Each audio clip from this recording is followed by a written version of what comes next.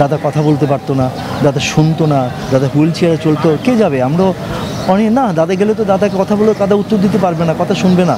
আপনার লোকে আমার রুমটা রেখে দিয়েন, নাহলে আপনার লোকে রাখেন, আমরা আলাদা দিয়েন না, বুঝছেন না? কথা কোনো লোক নাই তো, এখন সবাই কাজে কাজে ব্যস্ত। আর দাদা কখনো বলবে না কেমন আছেন ঢালায়। ঢাকা ভাষায় কথা বলতে পছন্দ করতেন, যেহেতু তাঁতিবাজার ঝুলন বাড়িতে ছিলেন, সেই বিরাট মিত্র বাড়ি, মিত্র ভবন। তো স্মৃতি অনেক, যতদিন একজন মানুষ জীবিত থাকে স্মৃতি তখন মধুরই থাকে। আর যখন যে লোকটা আমাদের ছেড়ে চলে যায় তখন সেই সব স্মৃতিগুলো সব বেদনা হয়ে যায়। তো এত বছরের আমার 40 বছরের অভিনয় জীবন, দাদার সাথে অনেক অনেক ছবি করেছি, তার সাথে এত হৃদ্যতা।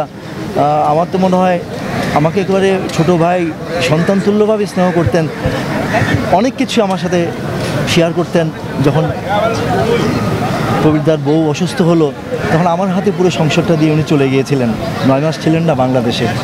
আমি যতটুকু পেরেছি এই তার মিথুন, আকাশ, নিপুণ, মেয়ে মণি, আমার যতটুকু সম্ভব হয়েছে আমার কাজের মাঝে সব কিছু বাজার থেকে ওরা তাদের স্কুলে নেওয়া, কলেজে দেওয়া, ওই সময়টা আমি করেছি।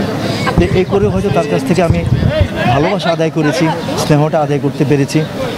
আর আসলে আমাদের যারা সিনিয়র ছিল তারা তো আমাদেরকে শিখিয়েছে কীভাবে ভালোবাসা, কীভাবে সম্মান আদায় করতে হয়, ওনাদের কাছ থেকে শেখা।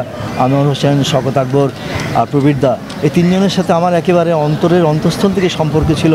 তাদের কোনো কিছুতেই হলে, তাদের একটু জ্বর হলে পর্যন্ত আমাকে ফোনটা দিত, কী ওষুধ খাবো, কোন ডাক্তার দেখাবো। এই যে এটুকু অর্জন করেছিলাম বিধায় তাদের সাথে আমার সম্পর্কটা ছিল।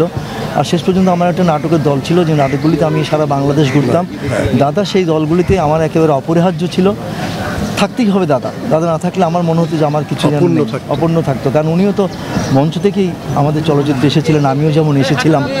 তো দাদা আমাদের ছেড়ে চলে গেছেন। আর কখনো বলবেন না সুব্রত কেমন আছেন হালায়, আউটডোর যাবেন, আপনার লোকে আমার রুমটা রেখে দিয়েন, নাহলে আপনার লোকে রাখেন, আমরা আলাদা দিয়েন না, বুঝছেন না? কথা কোনো লোক নাই তো, এখন সবাই কাজে কাজে ব্যস্ত। আসলেই কথা বলার লোক আমরা কমে গেছি বিধায় দাদার সাথে আমাদের দূরত্বটাও বেড়ে গিয়েছিল। দাদা কথা বলতে পারতো না, দাদা শুনতো না, দাদা হুইল চেয়ারে চলতো, কে যাবে? আমরা অনেক না, দাদা গেলে তো দাদাকে কথা বলে দাদা উত্তর দিতে পারবে না, কথা শুনবে না। এই যে দূরত্বটা সৃষ্টি হয়ে গেল, সেই দূরত্বটা আজকে একেবারেই ছিন্ন হয়ে গেল। আর দূরত্বটা কখনোই আমরা কমিয়ে আনতে পারবো না। ব্যবধানটা অনেক অনেক হয়ে গেছে। দাদা পাড়ি দিয়েছেন, যেখানে চিৎকার করলেও দাদা শুনবে না, কানের কাছে কথা বললেও আর উত্তর দিতে পারবে না। দাদা আপনি ভালো থাকবেন যেখানে থাকেন, আমাদের অন্তরে আপনি থাকবেন, আমরা যতদিন বেঁচে থাকবো। আজকে এই মুহূর্তে এটুকুই আপনার জন্য কামনা করতে পারি।